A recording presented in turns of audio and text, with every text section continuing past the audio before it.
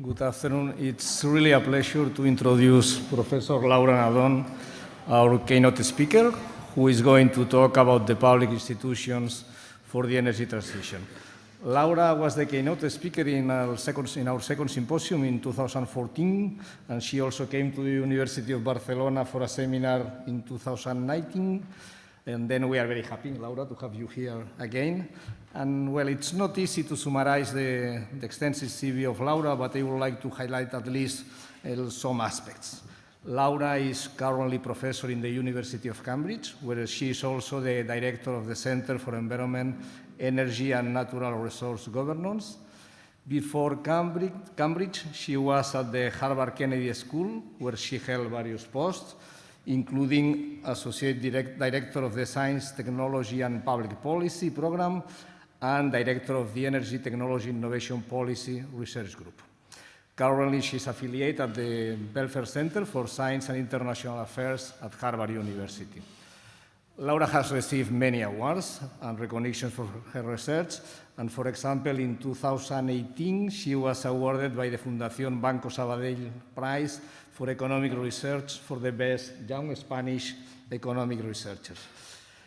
Professor Diaz Anadon is also a lead author in the 6th assessment report of the Intergovernmental Panel on Climate Change Working Group 3 on climate change mitigation, and she has worked as a consultant for many organizations, among them the World Bank, United Nations, and the OECD.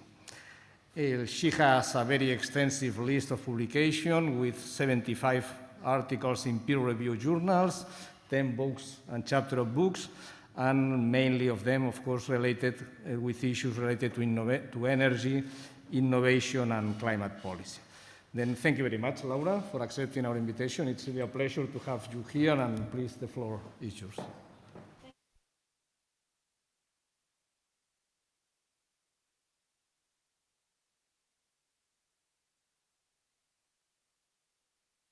No? Oh, yes. Okay. Thank you very much for inviting me. It's been great to be here. I really enjoyed the presentations. My presentation is going to be a little bit different from the ones we've seen because I'm going to touch on several papers as opposed to go through a single paper. That's why my name is here, but at the end of the presentation, you will see the photos and names of most of my co-authors. I'm going to be covering some of the research in our group, which is based here in the David Attenborough building at the University of Cambridge. And as you will see, some of the papers are more using economics methods and others rely on qualitative methods and also engineering methods to really try to get at what it is that we know or what it is that we don't know about the relationship between different policy interventions or research management strategies and the evolution of technologies, both in terms of their performance characteristics, their costs, but also the outcomes of firms that work on research in those technologies. So I'll briefly start with a couple of slides to talk about greenhouse gas emissions and why I've been working on technology innovation in energy now for 10, 12 years.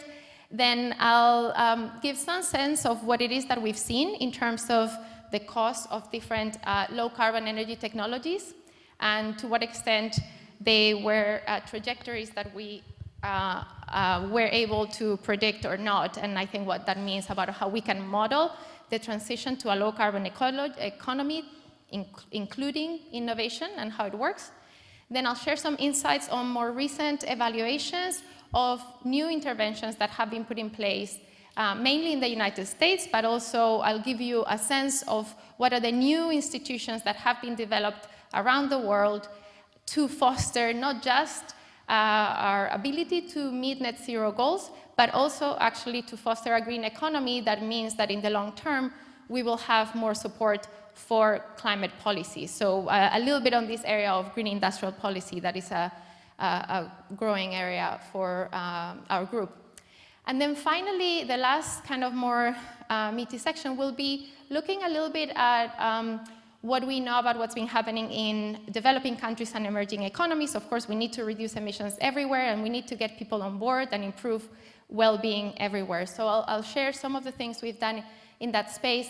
And finally, I will conclude with some of the things that I think we've learned about the policy effort in this space and where I think exciting areas are. So I'm not going to spend very much time talking about this graph. Something like this was shown at the start. This is the IPCC version of the emissions gap reports, the gap between the emissions under the nationally determined contributions and those assumptions versus the climate goals in the Paris Agreement. And of course, when we look at the metric of carbon intensity, we would need to improve or improve carbon intensity by a factor of 10 compared to how we've been improving it now. So again, we have a gap.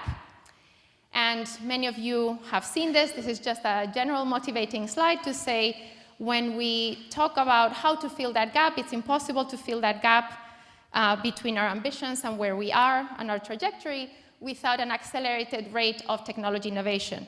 Importantly here, I'm going to move on to defining technology innovation because there are different terms that are used.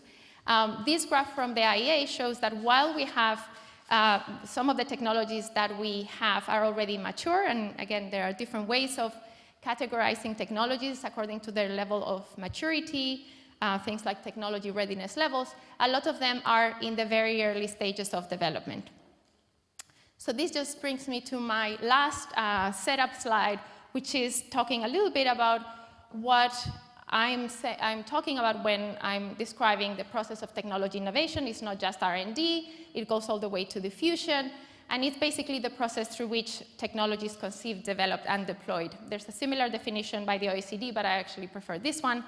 And the key point that I wanted to mention with this slide is that when we think about studying the intersection between policy and innovation, there are a lot of different ways to look at it and study it, right? So what we have here in the bar at the bottom are different indicators that are commonly used in the literature today to try to assess how much progress we're making on different technologies or different sectors of the economy, and also the impact of different interventions of those policies. But the key point is not just that here we have things like R&D investments, publications, patents. We had a presentation of patents in the morning, demonstration projects, the announcement of new projects in the market, as well as other things we've heard about today, deployment, cost reductions.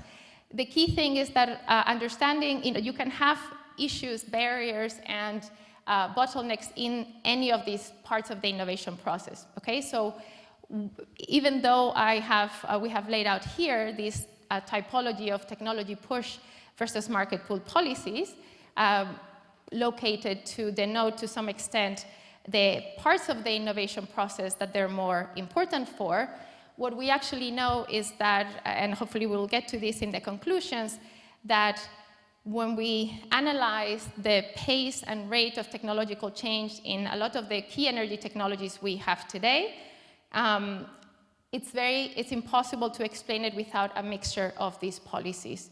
And of course, I'll just acknowledge, since we had a couple of great presentations on these more macro models, what I'm going to be talking about here are more micro examples of what's happening in different energy technologies as opposed to the overall economy. Okay, so what is it that we have seen when we actually look at the empirical evidence of the cost and deployment of different energy technologies? These are the sort of curves that everybody has seen, right? So these are the sort of curves we have, in this case, onshore wind, lithium-ion batteries, LED lighting, offshore wind, crystalline PV, and in a lot of these technologies, which are really important for decarbonizing the grid, transport, and later on our homes. Of course, we are hoping to get to this for other technology areas. We've seen big decreases over time. Now, one of the questions that I became interested in, since a lot of the work that I've done over the years have involved working with modelers, with some of the integrated assessment modelers that are underpinning a lot of the IPCC scenarios, as well as the models that the International Energy Agency uses, they represent in different ways what's happening to the cost of energy technologies. In some cases, it's exogenous. In some cases, it's endogenous, right? Continuing the conversation from earlier. And I became interested in the question of whether we actually predicted it, with all of the different ways in which one can try to estimate the future cost of different energy technologies in a probabilistic way, which is not how it's done, but in a probabilistic way, how good are our methods to try to forecast or understand what the future of cost of these technologies will be.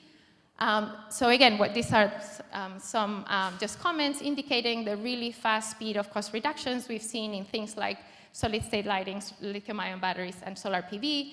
But again, even though over the past 10 years we've seen big improvements, a lot of them go back many more decades.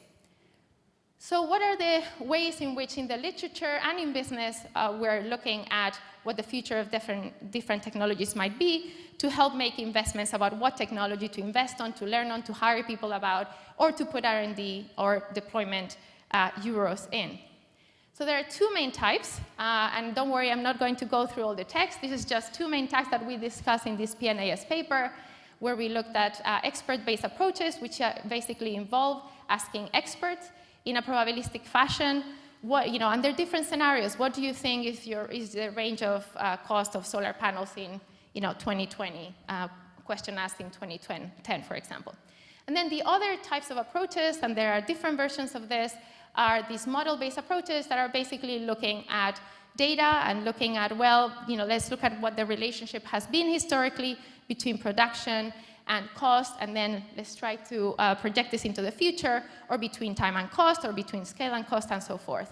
So what we tried to do in this paper is to see which of these approaches, if any, allowed us to understand what would happen to technology costs. So looking at previous predictions, we tried to compare it with what happened in a systematic way, in a fair way. So what were better? Experts, and the idea or the notion here is that experts may be able to capture things, innovations that are not in the market. They can use tacit knowledge to try to give us a better estimate of the future versus model-based approaches. And here, what we can see here is that for the 6 technologies for which we were able to make this comparison in a fair way, most of the forecasts were made around 2010. We were comparing their predictive power not too much into the future, right? We were just looking at 2018 or 2019, in this case, 2019. And actually, what we saw is that we are so bad at predicting anything, especially experts. So experts were not only got in their 5th to 95th percentile range. Only one of the 5 technologies had a 2019 value average cost that was captured by the experts' range. The models were much better. So actually, these probabilistic models that we developed building on work that Farmer and Lafon had done at Oxford, we used these stochastic shock methods to look at the uncertainty around the fit in the past to try to project the uncertainty in the future.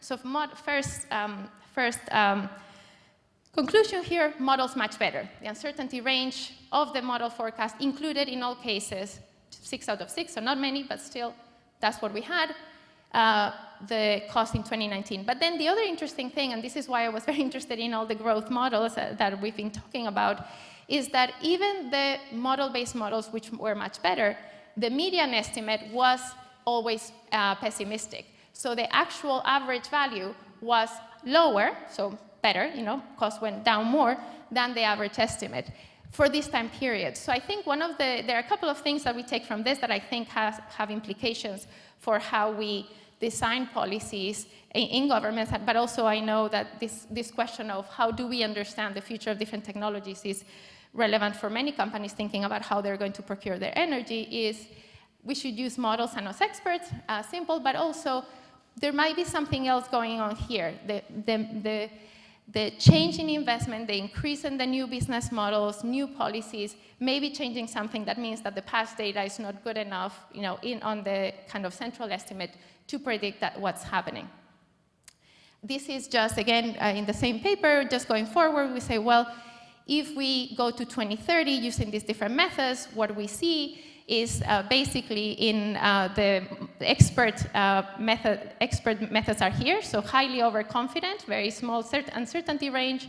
The actual model forecasts are much better, but again, also much more uncertainty. So again, this sort of practice of trying to project things, looking at uncertainty, and also to reflect the different rates of improvement are not widespread yet in a lot of the analysis that I've seen and that we looked at.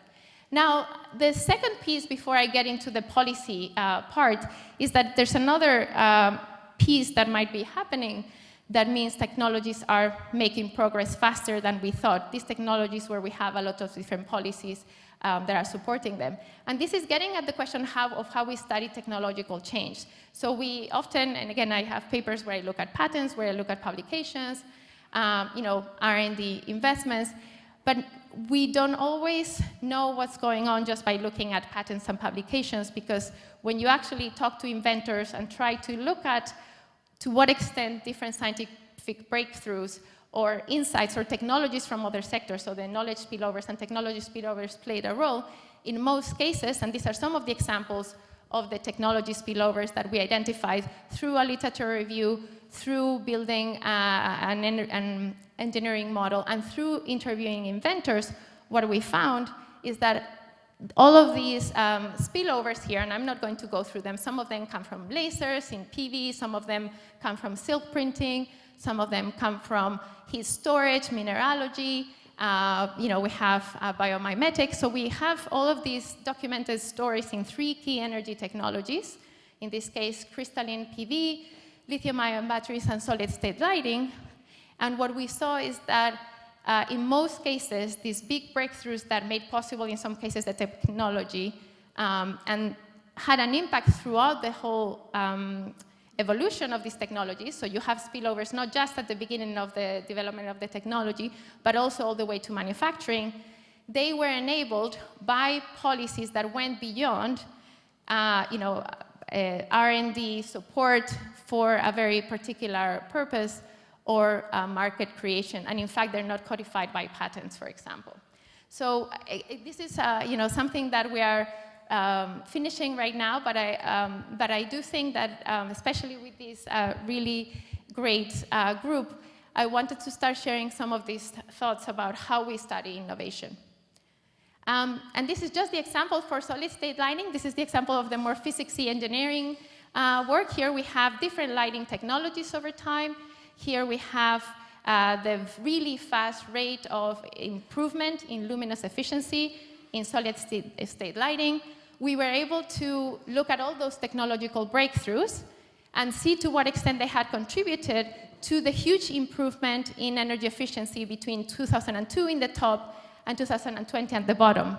So we were able to see how they contributed to the improvement in efficiency. Later on, we looked at the improvement in cost, and we were able to track this back to things like Blue Skies R&D funding, company R&D enabled by tax credits, national funding for labs, technology roadmaps, the ban on incandescent light bulbs, so that actually got people to move across industries. So again, this is kind of getting us a little bit at the fact that for a single energy technology, you had multiple policies and activities that actually led to the big efficiency and cost improvements we've seen in solid-state lighting since the Nobel Prize for their initial development was awarded. Okay, so before I go on to the more policy part on the try to isolate the impact of different policy interventions, what can we say? That the cost of climate change mitigation are best estimated with models. We're quite uncertain, so we cannot just assume that particular things are going to happen. So these having probabilistic forecasting methods is really important, and we actually test 2 different probabilistic methods in that paper. So there's one that I'm trying to get some of my colleagues in one of the European projects I'm in to use that one. But again, we have an underestimation of technological progress in almost all technologies. The exception was nuclear, where the models overestimated it. And here, the other piece that is relevant to this is that to support the transition, we need researchers and policymakers to interact more closely, to be able to develop more policy-relevant models. So this is something that just came out last week in Nature Energy with colleagues at Oxford and UCL and Exeter. And basically, we looked at all of these different assessment models that are being used. And again, one of the things that we see is that the level of detail that they contain in terms of the policy interventions they include and how innovation is modeled is very limited. And what this means is that often we're overestimating the cost of the transition from the perspective of innovation. So we're not really capturing in these models some of the dynamics of technological change that we're seeing. Again, even with the best methods we had, we were underestimating it. So now let me move on to what we're seeing in the policy domain and the different institutions. So I think I've just put up something here from a Nick Stern article that I think is very useful. So why do we have the plethora of policies that we do see in the energy space? Well, we have all these different market failures, information, networks, and so forth. So you have different rationales. And then, in addition to the ones mentioned here, what I see both in the literature, but also in talking to policymakers is, of course, the green industrial policy argument. The reasons many of these policies are put in place are not just to address the various market failures, it's also to see if the infant industry argument, trying to capture some of the benefits of being early movers in the development and deployment of different technologies. So because of that, again, we are very familiar with these sort of policies. So these are 9 different decarbonization policies. And what I'm showing here is the results of a systematic review in Nature Climate Change that show the evidence on the impact of these different policies on different indicators. So we have a pretty good sense that auctions, procurement, feed-in tariffs, white certificates, taxes and exceptions have accelerated or affected in a positive way, if you want deployment, the deployment of different technologies. And we also have a lot of evidence. Again, this is not a magnitude of the effect. This is just a summary of research, right? Just in a way that is easy to see. And what you can see here is that, yes, we know that we can get deployment. We know that we can incentivize technological change measured by patents, by R&D, by cost reductions. These things look much worse. They look much more orange when you look at competitiveness and distributional impact. So as we've discussed this morning, some of these policies can have a negative distributional impact. So this is, I think, especially in OECD countries and large emerging economies, we have quite a lot of evidence of the impact of these policies on deployment, and innovation. This is just a map that shows the countries where these different papers are studying. So we see, again, a very big gap in Africa, which is why it's great to see research like the one that Tobias, I think, presented earlier, looking at developing countries. So where I wanted to focus on the rest of my talk is on the R&D side of things, on the research, development, and demonstration side of things. What we know and have known for a long time, thanks to the work of the International Energy Agency, is that investments have increased over time. So in this graph, we see since the year 2000, under 2018, the increase in R&D investments is actually by governments around the world. In blue, you have some of the data collection that we did to actually capture what China and India are doing. So nobody really had this, so this is a big investment that we made trying to understand.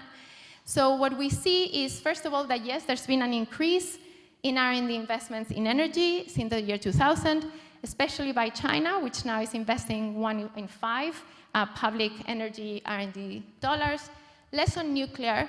But the other thing that I think is even more interesting is the black line that you see over here, which is the number of new institutions, public institutions, to support or encourage energy R&D and commercialization. So we see that there has been some effort, and we actually don't see here, but there were many also in, between 2000 and 2010. So we did this study where we tried to understand what it is that these new institutions are. Okay, so we saw, well, the financial crisis led to an increased investment, so just a very simple econometric analysis. So we have things like the financial crisis that made a difference on total energy R&D, mission innovation, which was touted as, in the Paris Agreement, which was about doubling public energy R&D investments. It didn't really have a big impact, and it didn't even really have a big impact on changing the direction from fossil and CCS to other areas.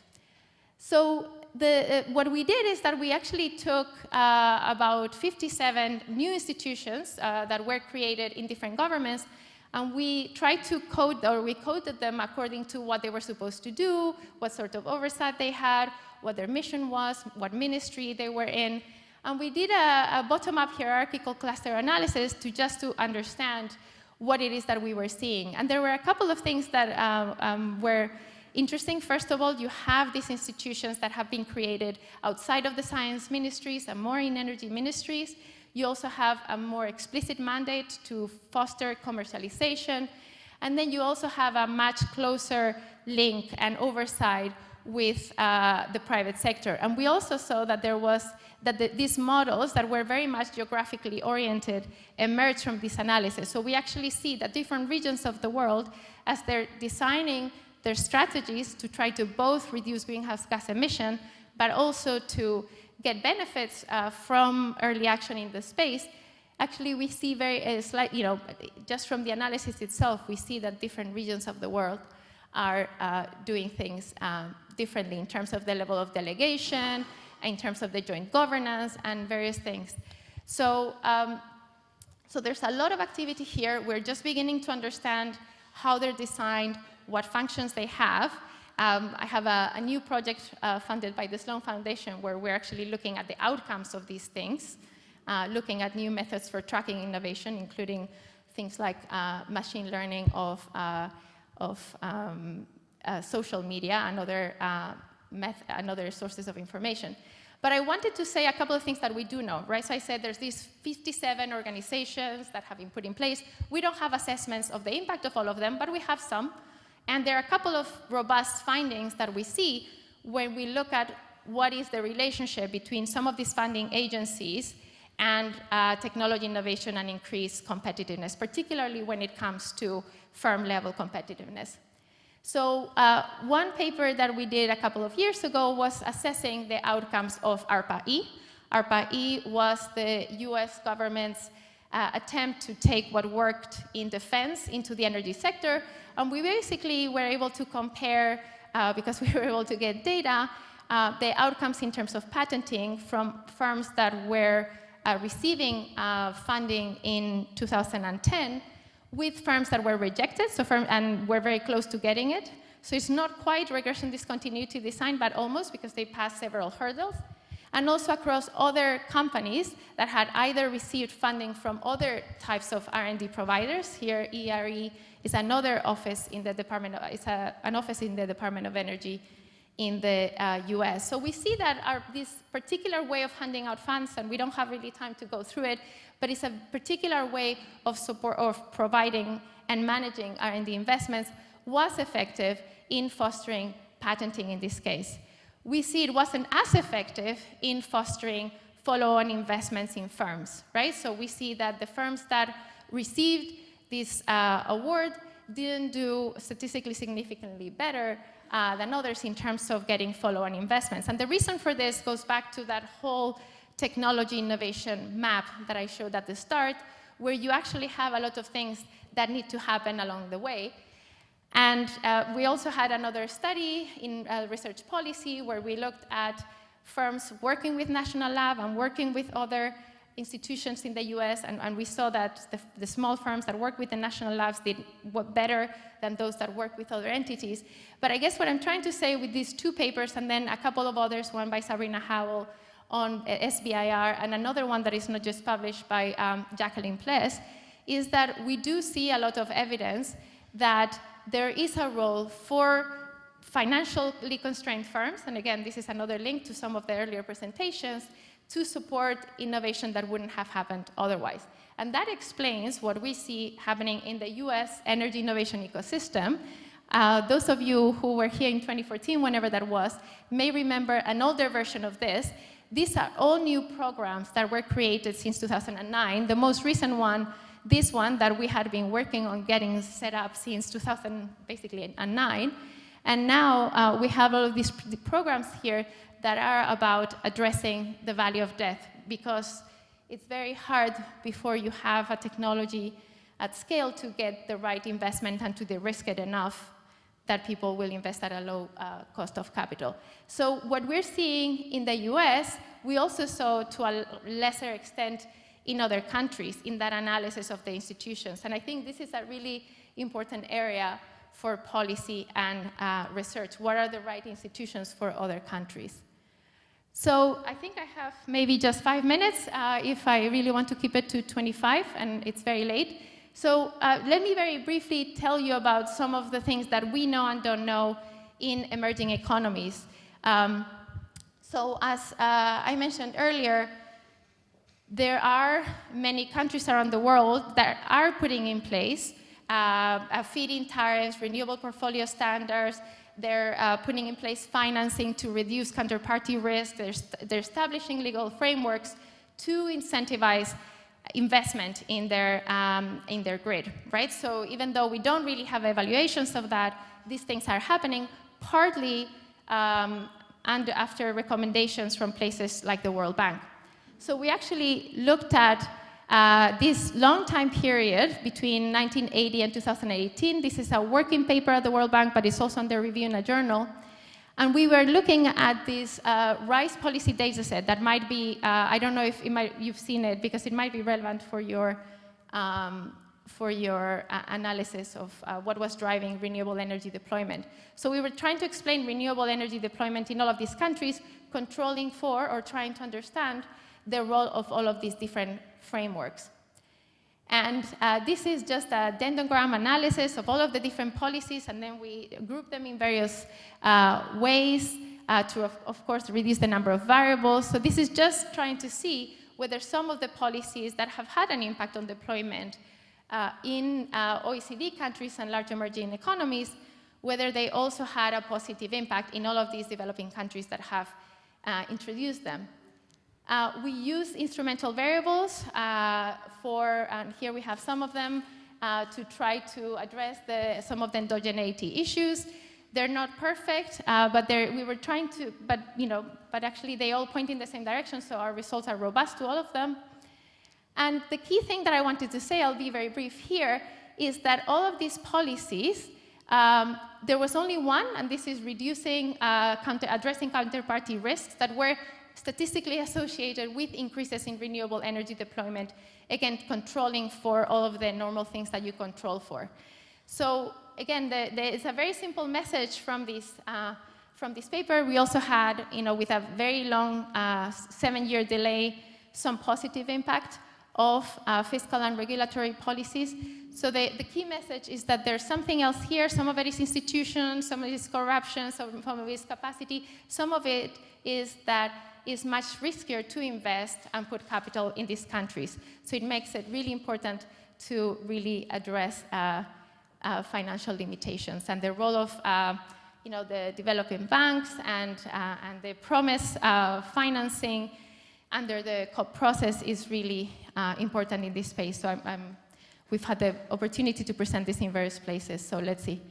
I will skip some of this work on the role of different multilateral financing institutions, so looking at what China is funding abroad, the Road and Belt and Road Initiative, the multilateral banks. But one interesting thing is when you look at all of the power plants around the world that we do in this paper, is really trying to see if China is really just financing power plant projects in places where they want their resources. And the answer is no, even though the case-based literature would suggest that. There are other things going on. China's financing power plants in poorer places, which is actually not a bad thing. It is also funding plants in places that are more politically aligned. So very quickly, and this is just the last kind of 2 slides. So I talked about this very high-level analysis of deployment policies in over 40 years in a lot of countries, where we tried many things, we aggregated in different ways, we did 1 million of analysis regressions, and basically the results were very consistent. No matter what we did, very little impact of any of those policies. When we look at that much more detailed analysis here, we were looking at the local content requirements in India in solar auctions, which apply to some auctions but not others. So we were able to address selection bias here. What we saw is that it was a policy that was put in place over 3 years, in theory, to drive domestic manufacturing, right? And what we found is that there was a clear increase, not huge, but clear increase in the cost of solar power in those solar farms that were built under the local content requirement when compared to those that were built in an open bid situation, so something that you would maybe expect. At the same time, the cost went down by 60%. So this idea that you have learning by doing through experience, that projects become easier to build, is also true. So even just with this very instrument, we saw that cost came down. But we didn't see, when you look at all kinds of other metrics, an increase in the competitiveness or the manufacturing of solar panels in India. So again, it's just a very simple thing just to say that what we've seen in these energy technologies that were mainly originally developed and commercialized in OECD countries, where you need a range of policies over a longer time period across different stages of development, we saw that, again, in India in this case, probably if they had had something else, in addition to this 3-year solar local content requirement, could have, maybe they would have had a greater chance at developing manufacturing capabilities and exports. I think I'm out of time, so let me just, we also looked at economic complexity or technology complexity and how that's something that determines to what extent different countries are able to manufacture components in wind. So if you have a more complex component measured in different ways that we can discuss, then you've had less countries being able to develop it, which means that when you're designing some of these policies with the intention or the hope that you will also develop some sort of domestic capability, you really need to consider what it is that you already have, because that gives you a greater shot. So conclusions, first of all, so here, the design of public policies for the energy transition needs to represent a step change and leverage the accumulated experience. We do have experience, as we are all seeing today, from the impact of some of these different policies, both on deployment and on emissions, but actually also on innovation metrics and outcomes. So I do think we are at the point where we cannot just say, let's just simulate a price on carbon, and in terms of the impact of prices on innovation. There are a lot of other things we know about. There's a growing focus just in the policy world on public institutions to help bridge the valley of death, but not all countries are really doing this.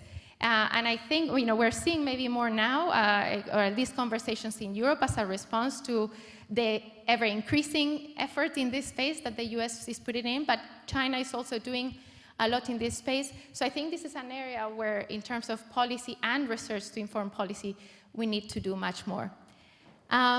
I talked also about financing. I think that's also an area where we see that the policies that have worked in some places need complementary efforts, perhaps international. And then we have this point about, again, if one of the goals is domestic industrial capability, I think we also have a lot of additional insights these days on how hard or how easy it will be for a particular country to be a player in at least part of the supply chain for different technologies. I will skip this. I just wanted to thank a lot of my wonderful co-authors. Thank you for your time.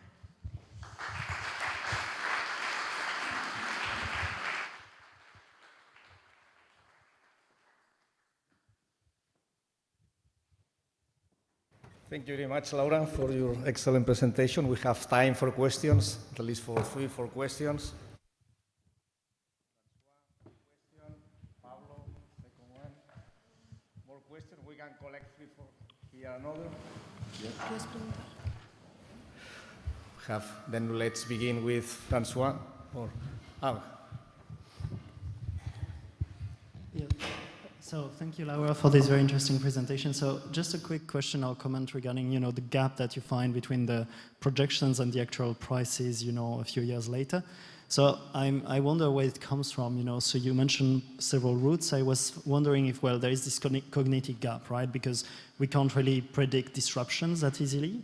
And I also wonder if institutions were not a bit responsible for this, in the sense that if you come up with a very optimistic price reduction, maybe you lose some credibility. So there could be a reputational cost in providing an estimate that is very, that seems exaggerated compared to what others have been putting together. Well, that's it. Maybe we can collect all the questions. Pablo,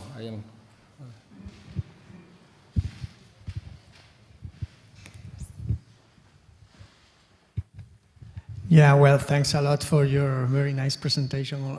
Also for all your work that I've read in the past, which is fascinating. I was just wondering, you talk a lot about institutions, you also talk about instruments, but I was wondering about the role of what I would call some meta policies such as credibility and stability. You know, I don't know if you mean, these are policies for you, or just the instruments, but I think that they're extremely important, you know, and I don't know about the role of this in your work. I would like to know. Thanks. More questions?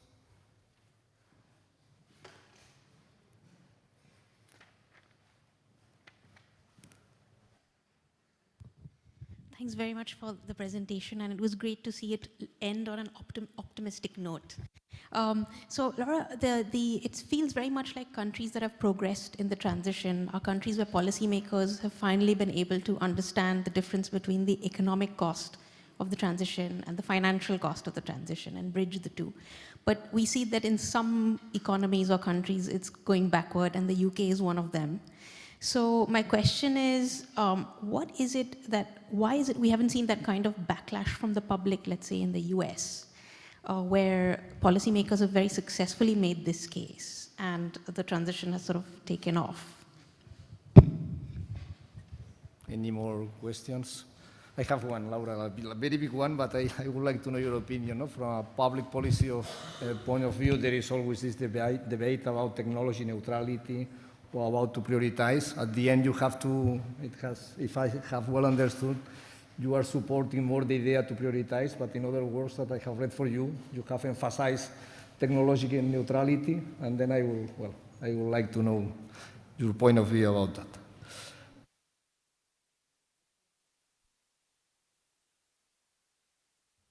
Thank you for the question. So first, the question about why, right? Why do we have this underestimation of technological change? I think what you're saying does partly explain the reason why experts are more pessimistic than the models, right? So I think people are worried, and we did talk to all of these people, right? They spent time, and us and some of the other people who did the elicitations. So I think the institutional credibility would partly explain the experts, but it doesn't really explain the, just using the old deployment and cost to predict all deployment and cost, right? So when I was talking about how those, the median estimates from those methods, just using the data themselves, why the median is higher than the average value in a consistent way. And I think even if we updated it now, it would look even more like that, right? Because a lot of these estimates were actually looking at 2030. I think that is not because of institutional bias. I think that is just that something is changing. So another positive thing on the economy, we're seeing that some of these technologies, we're seeing, again, a lot of money is going into them, a lot of policy. We're beginning to see more trust in the technology, talking to about the other question very briefly. So I think there's something else going on in the model-based forecast. And I think, again, maybe it's very early to say we have structural change happening, but at some point this is the whole idea of the economy, and that's why I think it's really important that we don't underestimate or actually shoot ourselves in the foot, but by just assuming that things are too difficult, and therefore we never put in place the policies that would actually make it easier to begin with. But I agree on this question about the experts. To Pablo's point about the institutions' credibility, I also completely agree. So I think that's one of the reasons why when you look at, there's a lot of great research on this. So Greg Nemeth has written some things on targets and the credibility of targets. Also, that's why I mentioned this policy at the end, the local content requirements in India. It was a 3-year thing.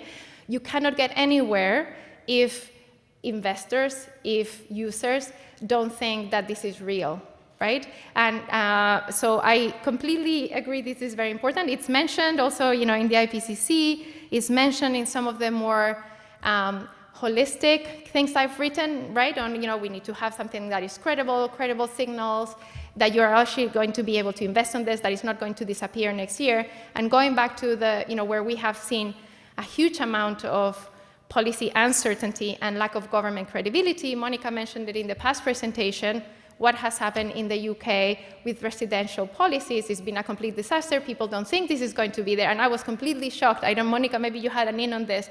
But with the latest one, so many of us have been saying in the UK government that a huge issue in some areas, so we haven't seen this lack of this volatility in some areas, but in buildings, you know, there was the renewable heat incentive, and now nobody believes anything. So people don't train installers of heat pumps and of insulation, so it's a huge issue, policy credibility and uncertainty. I have a great PhD student that is going to do something on that. We can talk about it. But yeah, completely agree. I think actually in a lot of these, you know, the systematic review that Christina and I did with Elena Verdolini, we actually saw all of these policies basically you could evaluate, but they were policies that lasted many years, right? Those are the only ones you can actually evaluate in a sense, because the data is not collected otherwise. And to Anapuma's question about you know, the public in the US and why, yeah, I mean, I think, so I'll start with the US and then move back to the UK. So in the US, it's been very interesting how, of course, you know, they had a lot of policy uncertainty with their the federal renewable deployment incentives, these production tax credits and investment tax credits that had to get renewed kind of every year. Sometimes they expired. So they were never able to pass, as you know, a compensatory system. They have the states. That was because of the politics of this, right? Where they never had any problems was in R&D and in actually things that would you know, enhance competitiveness. When Trump was in the White House, he tried to zero the budget of DOE for energy technology, for these things that were in coal, right, and nuclear. Republicans in Congress did not let him do it.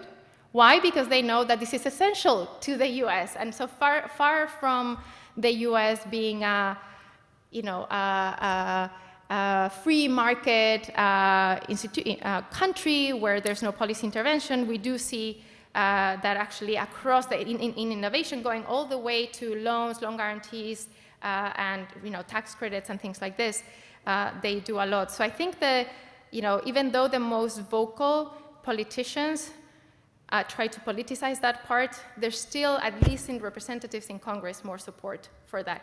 The UK is a mystery to me too. I've talked to, one of the things I did, I was in the economics advisory group of the treasuries. You know, they control everything, just, you know, like in many countries. So they had a first review on decarbonization and what the implications would be for UK treasury. So I was one of the 5 people advising on that. So even the Treasury review recognized that you could actually grow with these investments. But in the, you know, some of the politicians are, you know, they're basically, you know, there is some things, right? So not, some of them are putting things forward, but there's also not as much consensus. So I don't have a great explanation. I think maybe just, you know, the kind of the innovation growth post-World War II kind of was is more present in people's minds, maybe in the US, and there's not, I mean, that's the best I can do. But it also puzzles me why countries don't do more investing in these areas.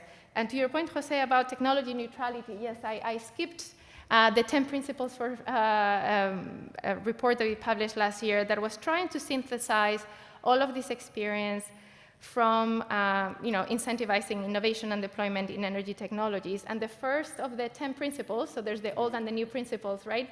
There's the technology choices need to be made. So to me, that it doesn't mean you should always pick winners, right?